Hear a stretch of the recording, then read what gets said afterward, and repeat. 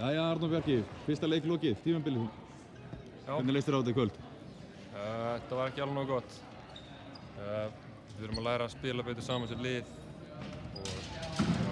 Erum við marga nýja menn?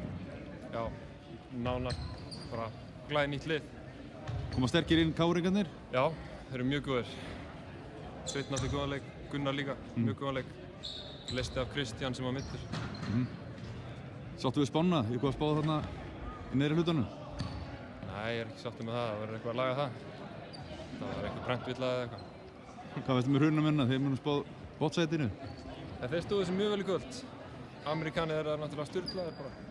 Mjög góðir. Þeir hefur þetta lið svolítið áfram. Hvað með þig sjálfan? Sáttu við leikinn? Mér fannst ég standa mig alveg ágætlega. Þetta er ekki einstaklingsíþrótt. Þetta er liðsíþrótt. Við þurfum að vinna til að vera sáttir.